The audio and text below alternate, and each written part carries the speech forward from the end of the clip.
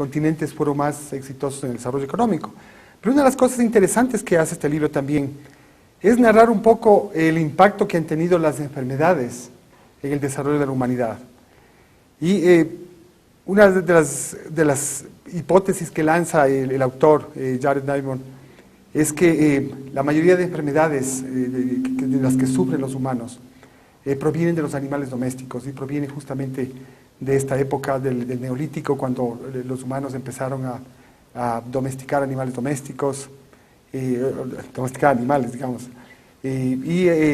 cuando empezaron a tener estas ciudades grandes, cuando empezó a crecer la población humana y a vivir en estas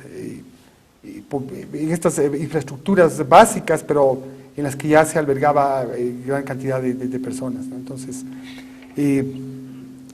realmente, para explicar el origen de las enfermedades humanas, tenemos básicamente dos vías. Una vía es las enfermedades de las que nosotros sufrimos, provienen muchas de ellas de los animales, lo que llamamos nosotros la zoonosis.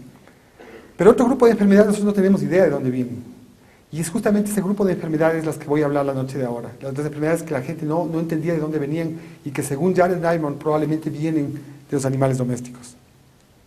Entonces, lo que voy a hablar la noche de ahora es básicamente un poco sobre algunas de las herramientas actuales que existen para el estudio de las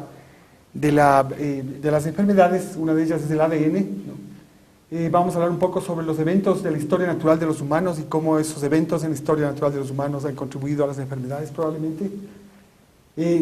Lo que ha pasado con la domesticación de los animales y finalmente vamos a hablar de algunas de estas enfermedades que son tan interesantes, ¿no?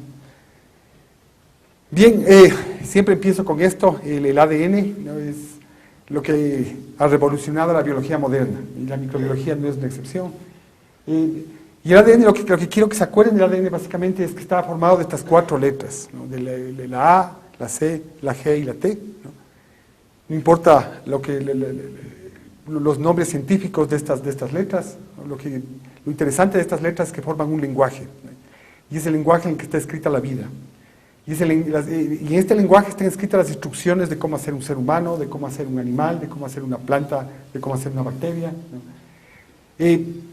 Y además de tener esta información, el ADN, cuando se replica el ADN, como ustedes están viendo ahí, muchas veces se cometen errores, ¿no? Existe una enzima que copia el ADN, como ustedes pueden ver aquí, formando cadenas hijas, pero el rato que hace algunas de estas cadenas comete errores, ¿no?